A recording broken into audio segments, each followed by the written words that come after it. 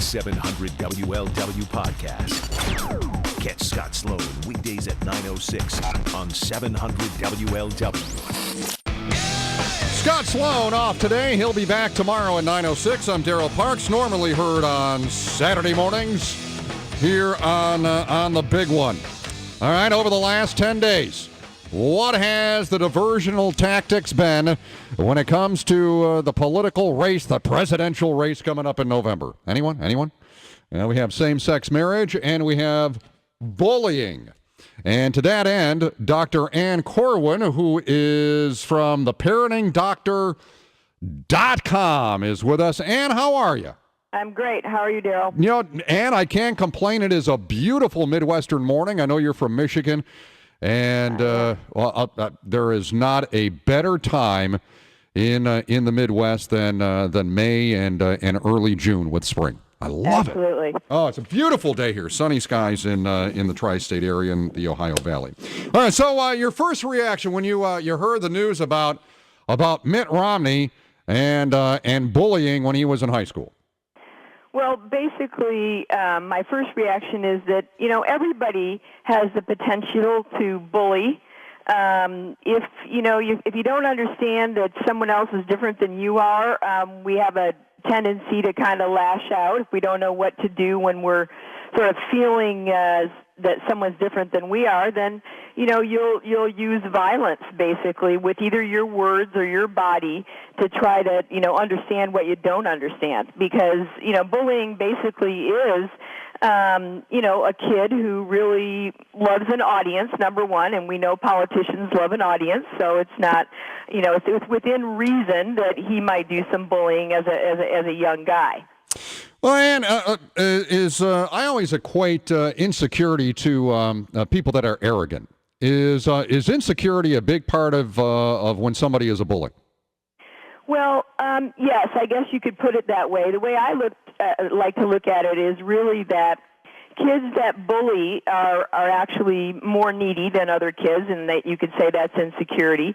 They also will have a tendency to tear somebody else down in order to build themselves up, because they don't know how to build their own confidence up. So that's always part of it as well. And really the bottom line also is that bullies are kids that actually have more fears than other children, and they don't know how to deal with the way that they feel. Well, that's part of the insecurity then. Yeah, absolutely. Yeah.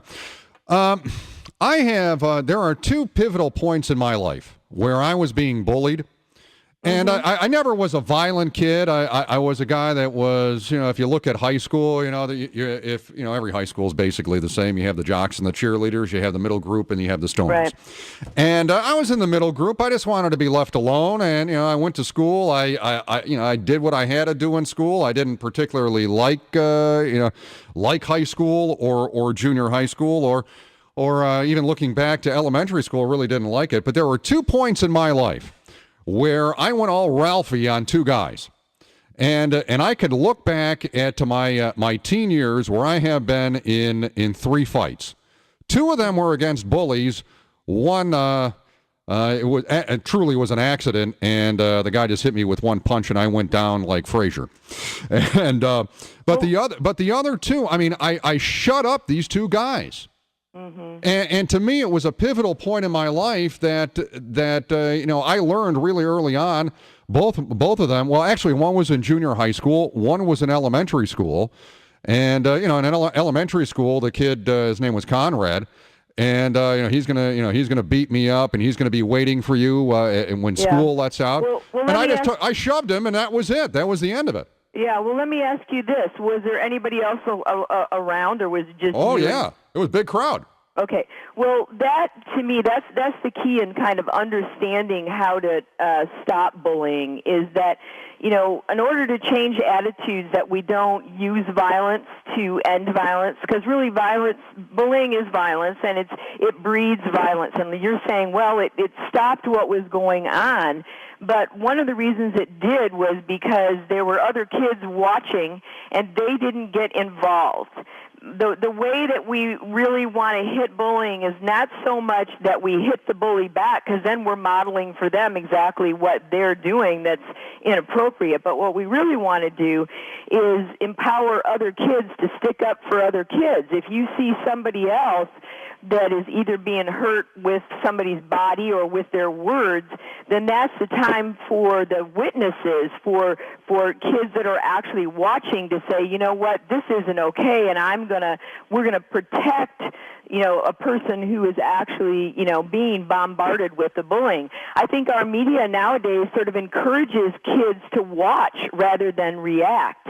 And we don't want to react with violence. You felt like, I'm sure that was the only thing you had left. Hey, I just got to fight back with, what I've got. But the reality is that, since we do have zero tolerance in our society now, that's not really going to get you anywhere. It's why over 150,000 kids a year stay home from school because they are bullied. And kids, especially between the ages of 12 and 14, they just won't go because they don't know what to do. But if they felt like they had support of their schools and their peers, then the bully wouldn't have the audience and wouldn't have the opportunity to use that method of communication in order to, like you were saying earlier, build their confidence up is really what they're just trying to do.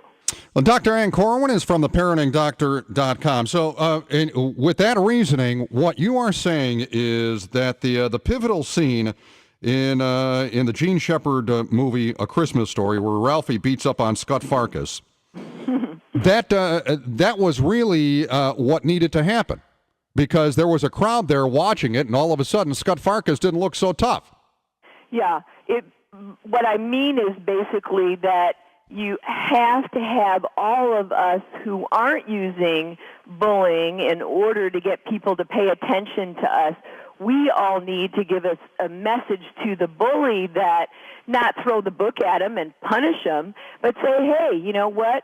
There's other ways to communicate. There's other ways to get yourself noticed rather than being violent. And if we pay attention as a whole and reteach that there's better ways to deal with the way that you're feeling, then guess what? Now we're going to start to see, some real change in attitudes and less bullying, because it's prevalent in our society right now, and we want this violence to stop for sure. That's what I talk about all the time on my website is, we really have to learn how to deal with the way that you feel, and then we'll see real change. Now, you're involved in practical parenting programs. You had mentioned thousands upon thousands of students staying home from school because of the fear of bullying or just not wanting to deal with it. What's a parent to do? Well, the parents, of course, are really pivotal in all this. Parents need to talk to their kids. If somebody hurts you with their words or their body, one of the very best ways to actually be able to deal with that is by making sure that you leave the situation assertively. Like if you're looking at me and you're bullying me, trying to get me to look at you and talk back to you, you're asking me for a relationship.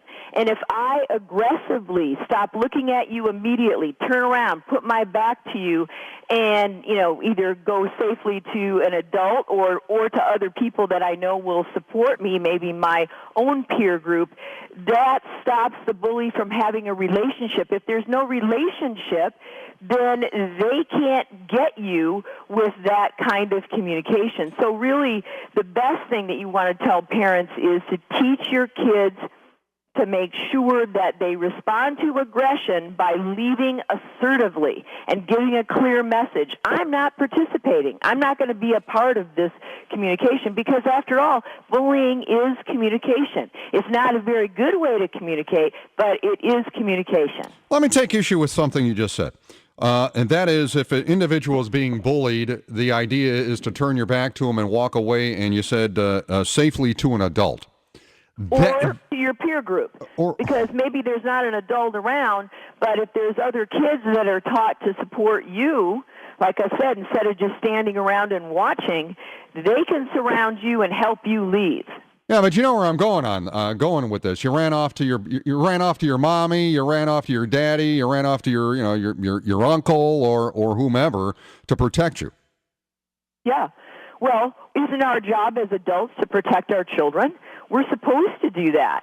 I mean, that's our number one job, is to protect kids. It's like let's say you're in, I'm originally from Michigan, like you said, but I live in L.A. now. So if I'm in downtown L.A. at 3:00 in the morning and there's nobody around and I'm lost, the first thing I'm going to think of is I better get to a safe place. I better go somewhere where I'm out of harm's way, because otherwise I'm setting myself up for potentially getting in trouble, being vulnerable. So there's nothing wrong with going to a place that is safe, and parents, frankly, we need to be providing that for kids on a lot of different levels so that they don't feel like I'm crying to mommy and daddy. I'm just going to where there's a safe place to be. Yeah, but see, if you run to mommy or daddy, the next step is your peer group would make fun of you because you ran away. Well, not if you associate with a peer group that understands that if somebody is being inappropriate with me and the way they're communicating with me, then I go to a peer group that is safe. And that's what we have to teach kids. Find a peer group that doesn't make fun of you. A peer group, I mean, we paint this picture like all kids that are out there don't support each other and, they're all going to call you a crybaby. That's not true. There's tons of kids out there who actually want to support each other. So we got to teach our kids how to find that group, how to build those groups.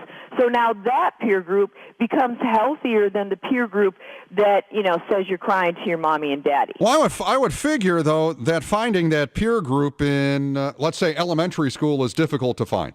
It is difficult to find, and that's part of your job in elementary school. That's part of a kid's job to find that, and that's where the parents come in. That's where our schools come in, is that parents have to model how do you find a peer group that's safe and supportive for you. If you do that as an adult, it's like anything. If you model that for your kids, they're going to know where to look for that. So you want to be talking to your kids about it and showing them how to do it. Well, it was back in Michigan in 1965 that supposedly Mitt Romney led a group of boys. The victim was a fellow named John Lauber, who has since passed away, had long hair. And if you go back to 1965, right, that was really the beginning of, for lack of a better way of putting it, the hippie years and that generation. And the term gay really didn't mean gay; it just meant happy. Yeah, exactly. 1965. Yep. So Mitt Romney here is an individual that is I guess you can look at him as what would be considered a ringleader. Mm-hmm. Have a group of guys, they go supposedly tackle the guy, and Mitt Romney cuts off his long hair. Yep. Now, once a bully, always a bully in this in a person, or does a person mature? I mean, Mitt Romney is in his 60s. I mean, this happened back in when he was a teenager. Once a bully, always a bully, or not? Well, look, every single human being has a capacity to change at any moment in time. It's why I've been in this work for over 30 years. I believe that. I know it. I see it every day. If you decide you want to change your behavior the day before you die, you can do it. So I absolutely believe not always a bully, once a bully, always a bully. I'm sure he has a different perspective, like you said. I mean, this is years and years ago. But this is a perfect opportunity for someone like him in the political arena to say, look, somebody was different than I was, and I didn't know what to do about that. And now we do have some, very supportive places for kids to go to learn what to do when they have those kinds of feelings. And I'd use it as a teachable moment if I were him. There's bullyville.com, there's stopbullying.gov. There's a lot of places in the world of technology to sort of help with this. So I think he could use this if he wanted to as a teachable moment. Ann, you bring up a good point. You were saying, you're using some examples of looking for support online and in digital media and social media. But that's also part of the problem now. Because it's not necessarily, as far as bullying, it's not necessarily people confronting you, in person or physically. It's also happening online in places like Facebook. Absolutely. And cyberbullying is a huge problem. You're absolutely accurate when you bring that up. And one of the reasons that can be even more lethal than doing it in person is because you don't have an audience. You don't have that peer group potentially protecting you. You don't have adult that knows that it's going on. So cyberbullying is a whole nother issue that, again, parents have to get involved in knowing what their children are seeing and receiving on the internet. And again, that's really where we want to put a lot of teaching to what kids should tolerate and what they hear about themselves or somebody else. Well, Dr. Ann Corwin, be straight, all right? Are parents not as tough today? Because I've been one to do talk show topics referencing some of the kids as that parents are raising as veal, and I do that because it's offensive, and I'm holding up a mirror to the audience. But are parents weaker parents today than let's say when I was growing up in the late 1970s?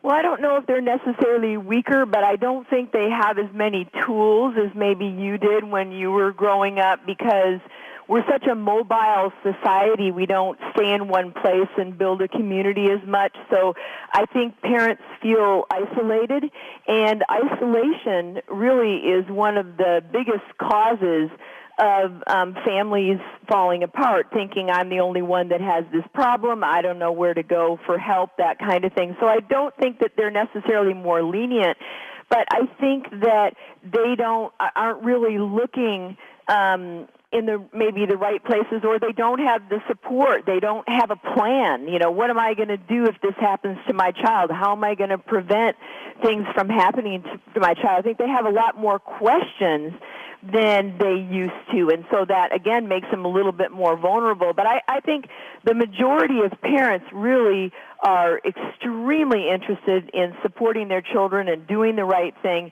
but they may need a little bit of help, not necessarily because they can't do it themselves, but they need maybe a little nudge. Like one of the things I do in my practice is I help parents with a discipline plan. It's called the Parenting Passport. It's for parents to be able to know how to be stronger themselves, get that self-efficacy. I know I can do it myself.